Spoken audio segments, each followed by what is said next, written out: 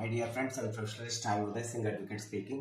So ನೀವೆಲ್ಲರೂ ಸಹ ನನ್ನ ಚಾನಲ್ ಅನ್ನು ನೋಡ್ತಾ ಇದ್ದೀರಿ ಅಂತ ನಾನು ಅಂದ್ಕೊಂಡಿದ್ದೀನಿ. ನನ್ನ ಚಾನಲ್ಗೆ ಶೇರ್ ಮಾಡಿ, ಕಮೆಂಟ್ ಮಾಡಿ, ಲೈಕ್ ಮಾಡಿ ಮತ್ತು ನನ್ನ ಚಾನಲ್ಗೆ ಸಬ್ಸ್ಕ್ರೈಬ್ ಆಗೋದನ್ನು ಮರಿಬೇಡಿ ಅಂತ ಹೇಳ್ತಾ ಸೊ ಇವತ್ತು ನಾನು ಇನ್ನೊಂದು ವಿಷಯವನ್ನು ತೆಗೆದುಕೊಂಡು ನಿಮ್ಮ ಮುಂದೆ ಬಂದಿದ್ದೀನಿ. ನಾನು ಇವತ್ತು ಆಯ್ಕೆ ಮಾಡಿಕೊಂಡಿರ್ತಕ್ಕಂಥ ವಿಷಯ the prevention of money laundering act 2022.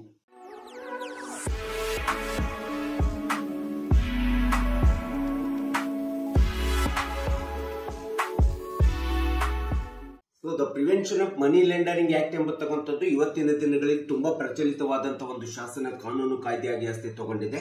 PMLA act ಎಂಬತಕ್ಕಂಥದ್ದು 2002ರಲ್ಲಿ ಜಾರಿಗೆ ಬಂದಿದೆ. ಆದರೆ 2012ರಲ್ಲಿ ತಿದ್ದುಪಡಿಯಾಗಿದ್ದು ಮತ್ತು ಪುನಃ 2022ರಲ್ಲಿ ತಿದ್ದುಪಡಿಯಾಗಿ ಈ ಒಂದು ಕಾಯ್ದೆ ಇವತ್ತು ಒಂದು ಹೊಸ ಕಾಯ್ದೆಯಾಗಿ ಶಾಸನವಾಗಿ ಜಾರಿಗೊಂಡಿರ್ತಕ್ಕಂಥದ್ದನ್ನು ನಾವು ನೋಡ್ತಾ ಇದ್ದೀವಿ. ಈ ಕಾಯ್ದೆಯು ಭಾರತದ ದೇಶಾದ್ಯಂತ ಅನ್ವಯ ಆಗ್ತದೆ. ಸೆಕ್ಷನ್ 1ರ ಪ್ರಕಾರ ಅಧಿಕಾರಿಗಳು ಮತ್ತು ಅವರುಗಳು ನಿರ್ವಹಣೆ ಮಾಡುವಂತಹ ಕಾರ್ಯವೈಖರಿಗಳ ಬಗ್ಗೆ ತನ್ನದೇ ಆದಂತ ಒಂದು ಗಮನವನ್ನ ದೃಷ್ಟಿಯನ್ನು ಹರಿಸುವಂತ ಒಂದು ಬಲಿಷ್ಠವಾದಂತ ಅತಿ ಪ್ರಮುಖವಾದಂತ ಕಾಯ್ದೆ ಕಾನೂನು ಅಂತಂದ್ರೆ PMLA ಕಾಯ್ದೆ ಅಂತೇಳಿ ನಾವು ಕರಿತೀವಿ. Prevention of money laundering act ಅಂತೇಳಿ ನಾವು ಹೇಳ್ತೀವಿ 2022. ಯಾವುದೇ ರಾಜಕಾರಣಿಗಳು, ಅಧಿಕಾರಿಗಳು ಅಥವಾ ಶ್ರೀಮಂತ ವರ್ಗದವರಲ್ಲಿ ಏನು ತಮ್ಮದೇ ಆದಂತ ಮೂವೇಬಲ್ ಪ್ರಾಪರ್ಟಿ ಇರ್ಬೋದು, ಇಮ್ಮೂವೇಬಲ್ ಪ್ರಾಪರ್ಟಿ ಇರ್ಬೋದು, ಅಥವಾ ಸಂಪತ್ತು ಇರ್ಬೋದು, ಅಥವಾ ಅವರ ವ್ಯಾಪಾರಗಳ ವಹಿವಾಟುಗಳು ಅಂತೇನಿದ್ದಾವೆ, ಈ ರೀತಿಯಾದಂತಹ ಸಂಪತ್ತು ಮತ್ತು ಸ್ಥಿರ ಆಸ್ತಿಗಳ ವಹಿವಾಟುಗಳ ಬಗ್ಗೆ ಒಂದು ಯಾವತ್ತೂ ಸಹ ಗಮನವನ್ನ ಹರಿಸುವಂತ ಒಂದು ನಿಯಂತ್ರಣವಾದಂತ ಗಮನವನ್ನ ಹರಿಸುವಂತ ಒಂದು ಅತಿ ಪ್ರಮುಖವಾದಂತಹ ಶಾಸನ ಕಾಯ್ದೆಯನ್ನು ನಾವು ಇವತ್ತು PMLA ಆಕ್ಟ್ 2022 ಅಮೆಂಡೆಡ್ ಆಕ್ಟ್ ಅಂತೇಳಿ ನಾವು ಹೇಳ್ತಾ ಇದೀವಿ. ಈ ಒಂದು ಕಾಯ್ದೆಯ ಪ್ರಕಾರ ಸುಪ್ರೀಂ ಕೋರ್ಟ್ನ ನ್ಯಾಯಾಧೀಶರ ಆದೇಶದ ಮೇರೆಗೆ ಸೆಕ್ಷನ್ 17 ಮತ್ತು ಸೆಕ್ಷನ್ 18 ಪ್ರಕಾರ ಇನ್ವೆಸ್ಟಿಗೇಷನ್ ಆಫೀಸರ್ ಇರ್ತಾರೆ. ಅಂತ ಒಬ್ಬ ಇನ್ವೆಸ್ಟಿಗೇಷನ್ ಆಫೀಸರ್ ಸಹ ಆಯ್ಕೆ ಆಗಿರ್ತಕ್ಕಂಥ ನಾವು ನೋಡ್ತೀವಿ, ನೇಮಿಸಿರ್ತಕ್ಕಂಥ ನಾವು ನೋಡ್ತೀವಿ. ಯಾವುದೇ ವ್ಯವಹಾರಗಳ ಒಂದು ವಿಚಾರಣೆ ಮಾಡಲಿಕ್ಕೆ ಅಥವಾ ED ಅಂತ ಏನ್ ಕರಿತೀವಿ, ಜಾರಿ ನಿರ್ದೇಶನಾಲಯ, ಇಂಥ ಒಂದು ಜಾರಿ ನಿರ್ದೇಶನಾಲಯದ ಅಧಿಕಾರಿಗಳು ಸಹ ಈ ಒಂದು PMLA ಕಾಯ್ದೆ ಅಡಿಯಲ್ಲಿ ಯಾವುದೇ ವಿಧವಾದಂತ ಅವ್ಯವಹಾರಗಳು ನಡೆದಂತ ಸಂದರ್ಭದಲ್ಲಿ ಅನೈತಿಕವಾಗಿ ಗಳಿಸಿರ್ತಕ್ಕಂಥ ಒಂದು ಸಂಪತ್ತನ್ನ, ಕಾನೂನು ಬಾಹಿರವಾಗಿ ಗಳಿಸಿರ್ತಕ್ಕಂಥ ಸಂಪತ್ತನ್ನ ಅಥವಾ ಹಣ ಶೇಖರಣೆ ಮಾಡತಕ್ಕಂಥದ್ದು, ಕಪ್ಪು ಹಣವನ್ನು ಶೇಖರಣೆ ಮಾಡತಕ್ಕಂಥದ್ದು ಇದೆಲ್ಲದರ ಬಗ್ಗೆ ED ಮತ್ತು ಇನ್ವೆಸ್ಟಿಗೇಷನ್ ಆಫೀಸರ್ ಎಂಬತಕ್ಕಂಥದ್ದವರು ತಮ್ಮದೇ ಆದಂತ ಕಾನೂನು ಕ್ರಮವನ್ನು ಜರುಗಿಸತಕ್ಕಂಥ ಅಧಿಕಾರವನ್ನು ಹೊಂದಿರ್ತಾರೆ. ಯಾವುದೇ ಒಬ್ಬ ಕ್ಲಾಸ್ 1 ಅಧಿಕಾರಿಯ ಮೇಲೆ ಇಂಥ ಒಂದು PMLA ಆಕ್ಟ್ ನಲ್ಲಿ ಬರ್ತಕ್ಕಂಥ ಇನ್ವೆಸ್ಟಿಗೇಷನ್ ಆಫೀಸರ್ ಇರ್ಬೋದು ಅಥವಾ ಜಾರಿ ನಿರ್ದೇಶನಾಲಯ ಒಂದು ಕಾನೂನು ಕ್ರಮವನ್ನು ಕೈಗೊಳ್ಳಬೇಕಾದ್ರೆ ಅವರು ತಮ್ಮದೇ ಆದಂತ ಹಣಕಾಸಿನ ಅಕ್ರಮ ಅಥವಾ ಹಣ ಶೇಖರಣೆ ಅಥವಾ ಕಪ್ಪು ಹಣದ ಶೇಖರಣೆ ಅಥವಾ ಭ್ರಷ್ಟಾಚಾರದಿಂದ ಬಂದಿರತಕ್ಕಂಥ ಹಣ ಎಂಬತಕ್ಕಂಥದ್ರ ಬಗ್ಗೆ ಮೊದಲು ತಮ್ಮದೇ ಆದಂತ ಕಾನೂನು ಕ್ರಮ ಕೈಗೊಳ್ಳೋದಕ್ಕಿಂತ ಮುಂಚಿತವಾಗಿ ಆ ಹಣದ ಬಗ್ಗೆ, ಆರ್ಥಿಕ ಅವ್ಯವಹಾರಗಳ ಬಗ್ಗೆ ದಾಖಲೆಗಳನ್ನು ಕ್ರೋಢೀಕರಣ ಮಾಡಬೇಕಾಗುತ್ತೆ. ಈ ರೀತಿ ಕ್ರೋಢೀಕರಣ ಮಾಡಿದಂತ ದಾಖಲೆಗಳು ಯಾವ ರೂಪದಲ್ಲಿ, ಯಾವ ಮೂಲದಿಂದ ಹಣ ಶೇಖರಣೆ ಆಗಿದೆ, ಯಾವ ಮೂಲದಿಂದ ಭ್ರಷ್ಟಾಚಾರ ನಡೆದಿದೆ, ಯಾವ ಮೂಲದಿಂದ ಆರ್ಥಿಕ ಸಂಪತ್ತು ಅವ್ಯವಹಾರ ನಡೆದಿದೆ ಎಂಬುದರ ಬಗ್ಗೆ ಜಾರಿ ನಿರ್ದೇಶನದ ನಿರ್ದೇಶಕರು ಇರ್ಬೋದು ಅಥವಾ ಅಧಿಕಾರಿಗಳಿರ್ಬೋದು ಅಥವಾ ಯಾವುದೇ ಇನ್ವೆಸ್ಟಿಗೇಷನ್ ಆಫೀಸರು ಮೊಟ್ಟ ಮೊದಲನೇದಾಗಿ ಸುಪ್ರೀಂ ಕೋರ್ಟಿನ ಮುಂದೆ ದಾಖಲೆಗಳನ್ನ ಹಾಜರುಪಡಿಸಬೇಕಾಗುತ್ತೆ. ಸುಪ್ರೀಂ ಕೋರ್ಟಿನ ಮುಂದೆ ದಾಖಲೆಗಳನ್ನು ಹಾಜರುಪಡಿಸಿ ಸುಪ್ರೀಂ ಕೋರ್ಟಿನ ನ್ಯಾಯಾಲಯದ ಅಥವಾ ನ್ಯಾಯಾಧೀಶರ ಒಂದು ಆಜ್ಞೆಯ ಮೇರೆಗೆ, ಆದೇಶದ ಮೇರೆಗೆ ಈ ಒಂದು PMLA ಆಕ್ಟ್ ಅಡಿಯಲ್ಲಿ ಸಂಬಂಧಪಟ್ಟ ಆರೋಪಿಗಳ ಮೇಲೆ, ವ್ಯಕ್ತಿಗಳ ಮೇಲೆ, ಅಧಿಕಾರಿಗಳ ಮೇಲೆ ಕ್ರಮವನ್ನು ಕೈಗೊಳ್ಳಬೇಕಂತೇಳಿ ಈ ಆಕ್ಟ್ ಹೇಳ್ತಾ ಇದೆ.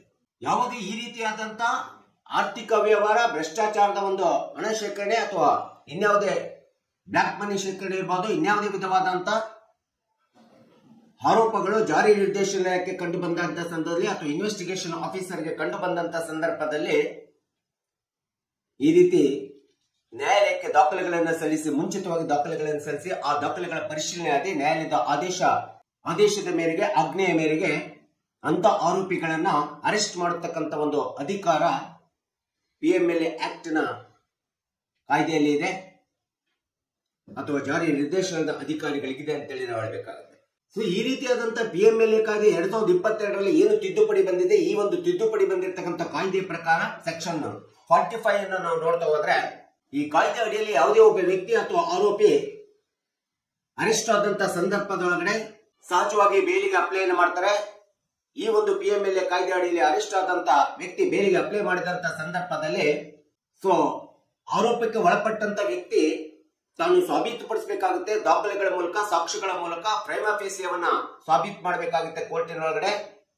ಪ್ರೈಮಾ ಫೇಸಿ ಅಂತಂದ್ರೆ ಮೇಲ್ನೋಟಕ್ಕೆ ನಾನು ಯಾವುದೇ ವಿಧವಾದಂತ ಅವ್ಯವಹಾರ ಅಥವಾ ಆರ್ಥಿಕ ಅವ್ಯವಹಾರ ಅಥವಾ ಹಣ ಶೇಖರಣೆ ಅಥವಾ ಭ್ರಷ್ಟಾಚಾರದಿಂದ ಹಣ ಶೇಖರಣೆ ಆಗಿರ್ತಕ್ಕಂಥದ್ದು ಎಂಬತಕ್ಕಂಥದ್ದು ಪ್ರೈಮಾ ಫೇಸಿಯ ಮೂಲಕ ಮೇಲ್ನೋಟಕ್ಕೆ ಅವರು ಅದನ್ನು ಸಾಬೀತುಪಡಿಸಬೇಕಾಗುತ್ತೆ. ದಾಖಲೆಗಳ ಮೂಲಕ ಮತ್ತು ಸಾಕ್ಷಿಗಳ ಮೂಲಕ ಸಾಬೀತುಪಡಿಸಬೇಕಾಗುತ್ತೆ.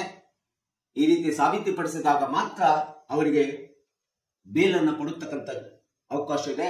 ಒಂದು ವೇಳೆ ಸಾಬೀತುಪಡಿಸುವುದರಲ್ಲಿ ಅವರು ವಿಫಲರಾದರು ಅಂದ್ರೆ PMLA ಆಕ್ಟ್ ಪ್ರಕಾರ ಬೇಲಿ ಸಿಗೋದಿಲ್ಲ, ಅಂತಿಮವಾಗಿ ಅವರಿಗೆ ಜೈಲೇ ಗತಿ ಅಂತೇಳಿ ಈ ಒಂದು ಕಾನೂನು ಕಾಯ್ದೆ ಹೇಳ್ತಕ್ಕಂಥದ್ದನ್ನು ನಾವು ನೋಡ್ತಾ ಇದ್ದೀವಿ. ಸೊ ಈ ಒಂದು ಹಿನ್ನೆಲೆಯಲ್ಲಿ ನೋಡಿದಾಗ PMLA ಕಾಯ್ದೆ it is N A most severe cognisable offence, non bailable offence ಅಂತೇಳಿ ನಾವು ಹೇಳ್ಬೇಕಾಗುತ್ತೆ. ಈ ಒಂದು ಅಫೆನ್ಸ್ ನಲ್ಲಿ ನಾನ್ ಬೇಲೇಬಲ್ ಅಂತೇಳಿ ನಾವು ತಿದ್ದುಪಡಿಯಲ್ಲಿ 2022 ತಿದ್ದುಪಡಿಯಲ್ಲಿ ಹೇಳಿದಾಗ ತುಂಬಾ ಸಿವಿಯರ್ ಕಾಗ್ನಿಸಬಲ್ ಅಫೆನ್ಸ್ ಆಗಿರೋದ್ರಿಂದ ಈ ಒಂದು ಆಕ್ಟ್ ಅಡಿಯಲ್ಲಿ ಅರೆಸ್ಟ್ ಆದಂತ ವ್ಯಕ್ತಿಗೆ ಬೇಲ್ ಸಿಗುತ್ತಕ್ಕಂಥದ್ದು ತುಂಬಾ ಕಷ್ಟ ಎಂಬತಕ್ಕಂಥದ್ದನ್ನ ಈ ಒಂದು ಕಾನೂನು ಕಾಯ್ದೆ ಹೇಳ್ತದೆ. ಸೊ ಒಂದು ವೇಳೆ PMLA ಕಾಯ್ದೆ ಅಡಿಯಲ್ಲಿ ಯಾವುದೇ ಒಬ್ಬ ಆರೋಪಿ ಅರೆಸ್ಟ್ ಆಗ್ಬಿಟ್ಟು ಅವನು ಕನ್ವಿಕ್ಷನ್ಗೆ ಒಳಗಾದ, ಶಿಕ್ಷೆಗೆ ಒಳಗಾದ ಅಂತೇಳಿ ಕಂಡು ಬಂದಂತ ಸಂದರ್ಭದಲ್ಲಿ ಅಂತ ಒಬ್ಬ ಆರೋಪಿಗೆ ಈ ಒಂದು ಕಾಯ್ದೆ ಅಡಿಯಲ್ಲಿ 3 ರಿಂದ 7 ವರ್ಷದವರೆಗೆ ರಿಗೋರಿಯಸ್ ಇಂಪ್ರಿಸನ್ಮೆಂಟ್ ಇರ್ತದೆ ಮತ್ತು 5 ಲಕ್ಷದವರೆಗೆ ದಂಡ ಇರ್ತದೆ. ಕೆಲವೊಂದು ಸಂದರ್ಭದಲ್ಲಿ ದಂಡ ಮತ್ತು 3 ರಿಂದ 7 ವರ್ಷದವರೆಗೆ ರಿಗೋರಿಯಸ್ ಕಠಿಣವಾದಂತಹ ಜೈಲು ಶಿಕ್ಷೆಯನ್ನು ಅನುಭವಿಸತಕ್ಕಂಥದ್ದನ್ನ ನಾವಿಲ್ಲಿ ನೋಡಬೇಕಾಗುತ್ತೆ. CRPC 1973 ಪ್ರಕಾರ ಈ PMLA ಅಡಿಯಲ್ಲಿ ಯಾವುದೇ ಆರೋಪಿಗಳು ಒಳಪಟ್ಟಂತ ಸಂದರ್ಭದಲ್ಲಿ ಈ ಒಂದು ಕಾಯ್ದೆಯ ಸೆಕ್ಷನ್ 44ರ ಪ್ರಕಾರ ವಿಶೇಷವಾದಂತ ನ್ಯಾಯಾಲಯಗಳನ್ನ ಸ್ಥಾಪನೆ ಮಾಡಲಾಗಿದೆ. ವಿಶೇಷವಾದಂತ ಟ್ರಯಲ್ ಕೋರ್ಟ್ಸ್ ಗಳನ್ನು ಸ್ಥಾಪನೆ ಮಾಡ್ತದೆ. ಇಂಥ ಒಂದು ಟ್ರಯಲ್ ಕೋರ್ಟ್ ನಲ್ಲಿ ಮೊಟ್ಟ ಮೊದಲನೇದಾಗಿ ಈ PMLA ಆಕ್ಟ್ ನ ಅಡಿಯಲ್ಲಿ ಆರೋಪಿಗಳಿಗೆ ವಿಚಾರಣೆಯನ್ನು ಕೈಗೊಳ್ಳಲಾಗುತ್ತದೆ. ಅಲ್ಲಿ ಆ ವಿಚಾರಣೆ ಸಾಬೀತಾದ ನಂತರದಲ್ಲಿ ಸೆಷನ್ ಕೋರ್ಟಿಗೆ ಇವರಿಗೆ ವಿಚಾರಣೆಯನ್ನ ಕೈಗೊಳ್ಳತಕ್ಕಂಥದ್ದನ್ನ ನಾವು ನೋಡ್ತೀವಿ. ಸೊ PMLA ಆಕ್ಟ್ ಸೆಕ್ಷನ್ 50 ಪ್ರಕಾರ ಕೆಲವೊಂದು ಸಂದರ್ಭದಲ್ಲಿ ಆರೋಪಿ ಅಥವಾ ಈ ಕಾಯ್ದೆ ಅಡಿಯಲ್ಲಿ ಅಪರಾಧಿ ಅಂತೇಳಿ ಒಳಗಾದಂತ ವ್ಯಕ್ತಿಗೆ ಸರ್ಕಾರದಿಂದ ಸಮನ್ಸ್ ಜಾರಿಗೊಳ್ಳುತ್ತವೆ. ಸೊ ಈ ರೀತಿಯಾದಂತ ಸರ್ಕಾರದಿಂದ ಸಮನ್ಸ್ ಜಾರಿಗೊಂಡಂತ ಸಂದರ್ಭದಲ್ಲಿ ಯಾವುದೇ ಕ್ಲಾಸ್ 1 ಅಧಿಕಾರಿ ಇರ್ಬೋದು ಅಥವಾ ಇನ್ಯಾರೇ ವ್ಯಕ್ತಿ ಇರ್ಬೋದು, ಸರ್ಕಾರದಿಂದ ಸಮನ್ಸ್ ಬಂದಂತ ಸಂದರ್ಭದಲ್ಲಿ ಪ್ರತಿಯೊಬ್ಬ ಆರೋಪಿಯು ಸಹ ತನ್ನದೇ ಆದಂತ ಕೌನ್ಸಿಲ್ ಅಥವಾ ಅಡ್ವೊಕೇಟ್ ಗಳಂತೆ ಇಟ್ಕೊಂಡ್ಬಿಟ್ಟು ಇನ್ವೆಸ್ಟಿಗೇಷನ್ ಆಫೀಸರ್ ಹತ್ರ ಹಾಜರಾಗಬೇಕಾಗುತ್ತೆ. ಇನ್ವೆಸ್ಟಿಗೇಷನ್ ಆಫೀಸರ್ ಹತ್ರ ಹಾಜರಾಗಿ ತನ್ನದೇ ಆದಂತ ದಾಖಲೆಗಳನ್ನು ಕ್ರೋಢೀಕರಣ ಮಾಡಿಕೊಂಡು ಆ ದಾಖಲೆಗಳನ್ನು ಸಾಬೀತುಪಡಿಸಿ ಆ ದಾಖಲೆಗಳ ಮೂಲಕ ಮೊದಲನೇದಾಗಿ ನಾನು ಯಾವುದೇ ವಿಧವಾದಂತ ಆರ್ಥಿಕ ಅವ್ಯವಹಾರಗಳಲ್ಲಿ ನಾನು ಭಾಗಿಯಾಗಿಲ್ಲ ಎಂಬತಕ್ಕಂಥದ್ದನ್ನ ದಾಖಲೆಗಳ ಮೂಲಕ ವಿಚಾರಣೆಯಲ್ಲಿ ಸಾಬೀತುಪಡಿಸಬೇಕಾಗುತ್ತೆ ಸೆಕ್ಷನ್ 50 ಪ್ರಕಾರ ತನ್ನ ವಕೀಲರ ಮೂಲಕ. ಸೊ ಹೀಗೆ ಜಾರಿ ನಿರ್ದೇಶನಾಲಯ ಒಂದು ಸಮಯವನ್ನು ಕೊಡ್ತದೆ. ಸೆಕ್ಷನ್ 12ರ ಪ್ರಕಾರ ಜಾರಿ ನಿರ್ದೇಶನಾಲಯ ಮತ್ತು ಇನ್ವೆಸ್ಟಿಗೇಷನ್ ಆಫೀಸರ್ ಕೊಟ್ಟಿರ್ತಕ್ಕಂಥ ಕಾನೂನಿತಿ ಕಾಯ್ದೆಯ ಅಡಿ ಒಳಗಡೆ ಅವರು ಕೊಡುವಂತ ಸಮಯದ ಒಳಗಡೆ ತನ್ನೆಲ್ಲ ದಾಖಲೆಗಳನ್ನ ಕ್ರೋಢೀಕರಣ ಮಾಡಿಕೊಂಡು ಆ ದಾಖಲೆಗಳ ಜೊತೆಗೆ ಸಾಕ್ಷಿಗಳನ್ನು ಇಟ್ಕೊಂಡು ಜಾರಿ ನಿರ್ದೇಶನಾಲಯದ ಅಧಿಕಾರಿಗಳ ಮುಂದಾಗಲಿ ಅಥವಾ ಇನ್ವೆಸ್ಟಿಗೇಷನ್ ಆಫೀಸರ್ ಮುಂದೆ ಹೋಗಿ ತಾನು ಈ ಆರೋಪದ ಅಡಿಯಲ್ಲಿ ನನ್ನ ಯಾವುದೇ ಒಂದು ಪಾತ್ರ ಇಲ್ಲ ಎಂಬತಕ್ಕಂಥದ್ದನ್ನು ಸಾಬೀತು ಮಾಡತಕ್ಕಂಥದ್ದು ತುಂಬಾ ಅನಿವಾರ್ಯವಿರುತ್ತದೆ. ಹೀಗೆ PMLA ಆಕ್ಟ್ ಸೆಕ್ಷನ್ 24 ನೋಡಿದಾಗ ಯಾವುದೇ ಒಬ್ಬ ವ್ಯಕ್ತಿ ಇಂಥ ಒಂದು ಆರೋಪದ ಅಡಿ ಒಳಗಡೆ ಈ ಕಾಯ್ದೆ ಆರೋಪಿ ಅಂತೇಳಿ ಅಪರಾಧಿ ಅಂತೇಳಿ ಈ ಕಾಯ್ದೆ ಒಳಗಡೆ ಸಿಕ್ಕಿಬಿದ್ದಂತ ಸಂದರ್ಭದಲ್ಲಿ ಈ ಸೆಕ್ಷನ್ 24ರ ಪ್ರಕಾರ ಬರ್ಡನ್ ಆಫ್ ಪ್ರೂಫ್ ತಾನೇ ಮಾಡಬೇಕಾಗುತ್ತೆ. ನಾನು ಯಾವುದೇ ರೀತಿಯಾದಂತ ಇಂಥ ಒಂದು ಆರ್ಥಿಕ ಅವ್ಯವಹಾರಗಳ ಆರೋಪದಲ್ಲಿ ನಾನು ಇಲ್ಲ ಎಂಬತಕ್ಕಂಥದ್ದನ್ನ ಬರ್ಡನ್ ಆಫ್ ಪ್ರೂಫ್ ಏನಿದೆ ಪ್ರೂವ್ ಮಾಡತಕ್ಕಂಥ ಒಂದು ಜವಾಬ್ದಾರಿ, ಕಾನೂನುಬದ್ಧ ಕಾಯ್ದೆಬದ್ಧವಾದಂಥ ಜವಾಬ್ದಾರಿ ಆರೋಪಿಯ ಮೇಲೆ ಇರ್ತದೆ. ಅವರೇ ಸಾಬೀತು ಮಾಡಬೇಕಾಗುತ್ತೆ. ಕೆಲವೊಂದು ಸಂದರ್ಭದಲ್ಲಿ PMLA ಆಕ್ಟ್ ಸೆಕ್ಷನ್ 25 ಪ್ರಕಾರ ಕೇಂದ್ರ ಸರ್ಕಾರ ಈ ಒಂದು ಕಾಯ್ದೆ ಅಡಿಯಲ್ಲಿ ಕೆಲವೊಮ್ಮೆ ಅಧಿಕಾರಿಗಳಿಗೆ, ಮಂಡಳಿಗಳ ಮೇಲ್ಮನವಿಯನ್ನು ಸಲ್ಲಿಸಲಿಕ್ಕೆ ಅವಕಾಶ ಮಾಡಿಕೊಡ್ತದೆ. ಅಥವಾ ಅಧಿಸೂಚನೆಯನ್ನು ಕೇಂದ್ರ ಸರ್ಕಾರ ಅಧಿಸೂಚನೆ ಹೊರಡಿಸಿ ಕೇಂದ್ರ ನ್ಯಾಯಮಂಡಳಿಗಳಿಗೆ ಮೇಲ್ಮನವಿ ಸಲ್ಲಿಸುವಂತೆ ಅಧಿಸೂಚನೆಯನ್ನು ಸಹ ಹೊರಡಿಸಬಹುದು.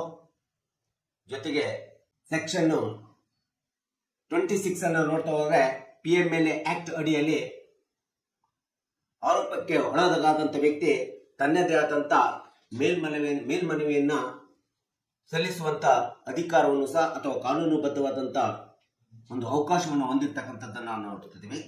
ಈ ಒಂದು PMLA ಆಕ್ಟ್ ಸೆಕ್ಷನ್ 5 ಪ್ರಕಾರ ಯಾವುದೇ ವಿಧವಾದಂತ ಆರ್ಥಿಕ ಹಣಕಾಸಿನ ಅವ್ಯವಹಾರಗಳು ಕಂಡು ಬಂದಂತ ಸಂದರ್ಭದಲ್ಲಿ ಯಾವುದೇ ಅಧಿಕಾರಿಗಳ ಮೇಲೆ ಇರ್ಬೋದು ಅಥವಾ ಯಾವುದೇ ಒಬ್ಬ ವ್ಯಕ್ತಿ, ಸಾರ್ವಜನಿಕ ವ್ಯಕ್ತಿಗಳ ಮೇಲೆ ಇರ್ಬೋದು, ಅಂತ ಸಂದರ್ಭದಲ್ಲಿ ಇನ್ವೆಸ್ಟಿಗೇಷನ್ ಆಫೀಸರ್ ಇರ್ಬೋದು ಅಥವಾ ಇಡಿ ಜಾರಿ ನಿರ್ದೇಶನದ ಅಧಿಕಾರಿಗಳು ಈ ರೀತಿಯಾದಂತ ಆರ್ಥಿಕವಾದಂತ ಅಥವಾ ಯಾವುದೇ ವಿಧವಾದಂತ ಅವ್ಯವಹಾರಗಳ ಬಗ್ಗೆ ಪ್ರಾಪರ್ಟಿ ಕ್ರೋಢೀಕರಣ ಮಾಡ್ಕೋಬೇಕು ಮತ್ತು ಹಣ ಇದ್ರೆ ಹಣ ಕ್ರೋಢೀಕರಣವನ್ನು ಮಾಡ್ಕೋಬೇಕು. ಆ ರೀತಿಯಾದಂತ ಪ್ರಾಪರ್ಟಿ ಮತ್ತು ಅವ್ಯವಹಾರದಿಂದ ಬಂದಿರತಕ್ಕಂಥ ಶೇಖರಣೆ ಆಗಿರ್ತಕ್ಕಂಥ ಪ್ರಾಪರ್ಟಿ ಮತ್ತು ಹಣವನ್ನು ಕ್ರೋಢೀಕರಣ ಮಾಡಿಕೊಂಡು ಅದಕ್ಕೆ ದಾಖಲೆಗಳ ಸಮೇತವಾಗಿ 30 ದಿನಗಳಿಗಿಂತ ಮುಂಚೆ ಆ ಪ್ರಾಪರ್ಟಿ ಅಟ್ಯಾಚ್ಮೆಂಟ್ ಅನ್ನು ತೆಗೆದುಕೋಬೇಕು. ಅಟ್ಯಾಚ್ಮೆಂಟ್ ಅನ್ನು ತೆಗೆದುಕೊಂಡು 30 ದಿನಗಳಿಗಿಂತ ಮುಂಚಿತವಾಗಿ ಇದೆಲ್ಲ ಕೆಲಸವನ್ನು ಮುಗಿಸಿ ನಂತರದಲ್ಲಿ ಆ ಒಂದು ಆರೋಪಿಯ ವಿರುದ್ಧ ಅಥವಾ ಅಧಿಕಾರಿಗಳ ವಿರುದ್ಧ ಅಥವಾ ಯಾವ ವ್ಯಕ್ತಿ ಆರೋಪಕ್ಕೆ ಒಳಗಾಗಿರ್ತಾರೆ ಅವರ ವಿರುದ್ಧ ಕಂಪ್ಲೇಂಟ್ ಅನ್ನ ಮಾಡಿಕೊಳ್ಳುವಂತ ಅಧಿಕಾರ, ಕಂಪ್ಲೇಂಟ್ ಮಾಡತಕ್ಕಂಥ ಅಧಿಕಾರ ಜಾರಿ ನಿರ್ದೇಶನದ ಅಧಿಕಾರಿಗಳಿಗಿರ್ತದೆ ಅಥವಾ ಇನ್ವೆಸ್ಟಿಗೇಷನ್ ಆಫೀಸರ್ಗೆ ಇರ್ತದೆ. 30 ದಿನಗಳ ಮುಂಚಿತವಾಗಿ ಎಲ್ಲ ದಾಖಲೆಗಳು ಮತ್ತು ಆಸ್ತಿಗಳು ಮತ್ತು ಹಣ ಆಗಿದ್ರೆ ಭ್ರಷ್ಟಾಚಾರದ ಅಥವಾ ಇನ್ಯಾವುದೇ ರೂಪದಲ್ಲಿ ಹಣ ಶೇಖರಣೆ ಆಗಿದ್ರೆ ಅದನ್ನ ಕ್ರೋಢೀಕರಣ ಮಾಡ್ಕೋಬೇಕಾದ್ರೆ ಅದನ್ನ ಅಟ್ಯಾಚ್ಮೆಂಟ್ ತೆಗೆದುಕೊಂಡು ನಂತರದಲ್ಲಿ ಕಂಪ್ಲೇಂಟ್ ಅನ್ನು ಕೊಡ್ಬೇಕಂತೇಳಿ PMLA ಆಕ್ಟ್ ಸೆಕ್ಷನ್ 5 ಹೇಳ್ತಕ್ಕಂಥ ನಾವು ನೋಡ್ತೇವೆ. ಈ ಒಂದು prevention of money laundering act ಅನ್ನ ನಾವು ನೋಡ್ತಾ ಹೋದ್ರೆ ಇದರಲ್ಲಿ 3 ಪ್ರಮುಖವಾದಂತ ಒಂದು ಅಂಶಗಳನ್ನ, ಇಂಗ್ರೀಡಿಯೆಂಟ್ಸ್ ಗಳನ್ನ ನಾವು ನೋಡಬೇಕಾಗುತ್ತೆ. ಮೊಟ್ಟ ಮೊದಲನೇದಾಗಿ placement of financial transaction criminal activities where it is arise. ಯಾವ ಸ್ಥಳದಿಂದ ಹಣಕಾಸಿನ ಟ್ರಾನ್ಸಾಕ್ಷನ್ ಒಂದು ಕ್ರೈಮ್ ಆರೋಪ ಅಥವಾ ಅಪರಾಧ ಪ್ರಾರಂಭ ಆಗಿದೆ ಎಂಬತಕ್ಕಂಥದ್ದನ್ನು ಮೊಟ್ಟ ಮೊದಲನೇದಾಗಿ ಒಂದು ಸ್ಕಿಲ್ ಅಥವಾ ಇಂಗ್ರೀಡಿಯೆಂಟ್ಸ್ ಅನ್ನು ನಾವು ಈ ಕಾಯ್ದೆಯಲ್ಲಿ ನೋಡಿ. ಎರಡನೇದಂತಂದ್ರೆ what are the techniques is skill and techniques is it has been used hide the various sources of income. ಯಾವ್ಯಾವ ವಿಧದಲ್ಲಿ ದಾರಿಗಳಲ್ಲಿ ಆದಾಯದ ಮೂಲವನ್ನ ಒಂದು ಹೈಡ್ ಮಾಡಿದ್ದಾರೆ ಅಥವಾ ಅದನ್ನ ಗೊತ್ತಿಲ್ಲದಂಗೆ ಶೇಖರಣೆ ಮಾಡಿದ ಅದನ್ನ ಯಾವ ರೀತಿ ಹೈಡ್ ಮಾಡಿದ್ದಾರೆ ಎಂಬತಕ್ಕಂಥದ್ದನ್ನು ನಾವು ಈ ಒಂದು ಸ್ಕಿಲ್ ಅನ್ನ ನಾವು ಇದರಲ್ಲಿ ನೋಡಬೇಕಾಗುತ್ತೆ PMLA ಆಕ್ಟ್ ಒಳಗಡೆ. ಇನ್ನು ಮೂರನೇದಂತಂದ್ರೆ where money it is integration and extraction ಎಂಬತಕ್ಕಂಥದ್ದು ಸಹ ನೋಡಬಹುದು. ಎಲ್ಲಿ ಹಣ ಕೇಂದ್ರೀಕೃತವಾಗಿದೆ ಮತ್ತು ಎಕ್ಸ್ಟ್ರಾಕ್ಷನ್ ಆಗಿದೆ ಎಂಬತಕ್ಕಂಥದ್ದು ಸಹ ನೋಡ್ಬೇಕಾಗಿ ಈ ರೀತಿ 3 ವಿಧವಾದಂತ PMLA ಆಕ್ಟ್ ಗಳನ್ನ ನಾವು ಟೆಕ್ನಿಕ್ಸ್ ಗಳನ್ನ ನಾವು ನೋಡ್ಬೇಕಾಗುತ್ತೆ ಈ ಕಾಯ್ದೆಯ ಒಳಗಡೆ. ಮತ್ತು ಇನ್ನೊಂದು ಅಂಶ ಅಂತಂದ್ರೆ ಸಸ್ಪೇಷಿಯಸ್ ಸ್ಟೇಜಸ್ ಅಂತ ಹೇಳ್ತೀವಿ.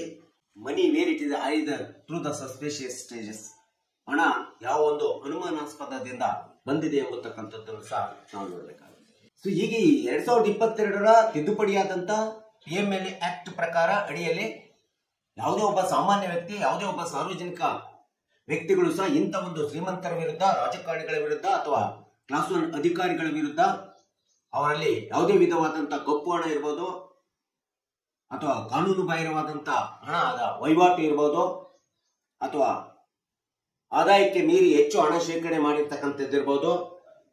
ಸೊ ಈ ರೀತಿಯಾದಂತ ಕಂಡು ಬಂದಂತ ಸಂದರ್ಭದಲ್ಲಿ ಅಂತವರ ವಿರುದ್ಧ ನೀವು ಇಡಿ ನಿರ್ದೇಶನಾಲಯಕ್ಕಾಗಿರ್ಬೋದು ಅಥವಾ ಸಂಬಂಧಪಟ್ಟಂತ ಸೆಂಟ್ರಲ್ ವಿಜಿಲೆನ್ಸ್ ಕಮಿಷನ್ಗೆ ಆಗಿರ್ಬೋದು, ನೀವೇನಾದ್ರೂ ಕಂಪ್ಲೇಂಟ್ ಅನ್ನು ಕೊಟ್ಟರೆ, ದೂರನ್ನು ಕೊಟ್ಟರೆ ನಿಮ್ಮ ದೂರು ಲಿಖಿತವಾದಂಥ ಹಾಳೆಯ ಮೇಲೆ ಇರಬೇಕು.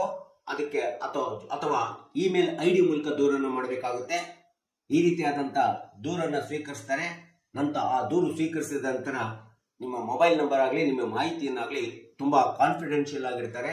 ಸೊ ನಂತರದಲ್ಲಿ ಜಾರಿ ನಿರ್ದೇಶನ ED ಇರ್ಬೋದು, ಅಥವಾ CBI ಇರಬಹುದು, ಅಥವಾ CVC ಇರ್ಬೋದು, ಸೆಂಟ್ರಲ್ ವಿಜಿಲೆನ್ಸ್ ಕಮಿಷನ್ಸ್ ಇರ್ಬೋದು, ಇನ್ಯಾವುದೇ ಇನ್ವೆಸ್ಟಿಗೇಷನ್ಸ್ ಅಧಿಕಾರಿಗಳು ಇಂಥ ಒಂದು ಶ್ರೀಮಂತರ ವಿರುದ್ಧ, ರಾಜಕಾರಣಿಗಳ ವಿರುದ್ಧ, ಕ್ಲಾಸ್ 1 ಅಧಿಕಾರಿಗಳ ವಿರುದ್ಧ, ಅಥವಾ ಯಾವುದೇ ವಿಧವಾದಂಥ ಆದಾಯವನ್ನು ಮೀರಿ ಹಣ ಶೇಖರಣೆ ಮಾಡಿರ್ತಕ್ಕಂಥ ಒಂದು ವ್ಯಕ್ತಿಗಳ ವಿರುದ್ಧ, ಆರೋಪಿಗಳ ವಿರುದ್ಧ ತಮ್ಮದೇ ಆದಂಥ ಕಾನೂನು ಕಾಯ್ದೆ ಕ್ರಮವನ್ನು ಕೈಗೊಳ್ಳತಕ್ಕಂಥ ಒಂದು ಮುಕ್ತ ಅವಕಾಶವನ್ನ ಈ ಒಂದು PMLA ಕಾಯ್ದೆ ಮಾಡಿಕೊಟ್ಟಿರ್ತಕ್ಕಂಥದ್ದನ್ನು ನಾವು ನೋಡಬೇಕಾಗುತ್ತೆ. ಅದಕ್ಕೆ ಸಾರ್ವಜನಿಕರು ಮತ್ತು ಈ ಒಂದು ಕಕ್ಷಿದಾರರು ಮತ್ತು ನಮ್ಮಂತ ಎಲ್ಲ ವಕೀಲರು ಸಹ ಈ ಒಂದು PMLA ಕಾಯ್ದೆಯ ಒಂದು ಪ್ರಾಮುಖ್ಯತೆಯನ್ನು ತಿಳ್ಕೋಬೇಕು. ತಿಳ್ಕೊಂಡು ನಾವು ಈ ಒಂದು ಕಪ್ಪು ಹಣದ ವಹಿವಾಟವನ್ನು ತಡೆಯಲಿಕ್ಕೆ ಒಂದು ಬಲಿಷ್ಠವಾದಂಥ ಕಾನೂನು ಕಾಯ್ದೆ ಈ ದೇಶದೊಳಗೆ ನ್ಯಾಯಾಂಗ ಮತ್ತು ನ್ಯಾಯಾಧೀಶರುಗಳು ಮತ್ತು ವಕೀಲರುಗಳು ಈ ಕಾಯ್ದೆಯನ್ನು ನಿರ್ವಹಣೆ ಮಾಡ್ತಾರೆ ಎಂಬತಕ್ಕಂಥದ್ದು ನಿಮಗೆಲ್ಲರಿಗೂ ಗೊತ್ತಿಲ್ಲ ಎಂಬತಕ್ಕಂಥ ಹಿನ್ನೆಲೆಯನ್ನು ಇಟ್ಕೊಂಡು ಈ ವಿಡಿಯೋವನ್ನು ಮಾಡಿದ್ದೀನಿ. ದಯವಿಟ್ಟು ನನ್ನ ವಿಡಿಯೋ ಇಷ್ಟ ಆಗಿದ್ದರೆ ಶೇರ್ ಮಾಡಿ, ಲೈಕ್ ಮಾಡಿ, ಕಮೆಂಟ್ ಮಾಡಿ ಮತ್ತು ನನ್ನ ವಿಡಿಯೋಕ್ಕೆ ನನ್ನ ಚಾನೆಲ್ಗೆ ಸಬ್ಸ್ಕ್ರೈಬ್ ಆಗೋದನ್ನು ಮರಿಬೇಡಿ ಅಂತ ಹೇಳ್ತಾ ಇವತ್ತಿನ ವಿಷಯಕ್ಕೆ ವಿರಾಮವನ್ನು ಹೇಳ್ತೀನಿ. ಇನ್ನೊಂದು ವಿಷಯವನ್ನು ತೆಗೆದುಕೊಂಡು ನಾನು ಮುಂದಿನ ದಿನಗಳಲ್ಲಿ ಮುಂದೆ ಬರ್ತೀನಿ. ಜೈ ಹಿಂದ್, ಜೈ ಕರ್ನಾಟಕ.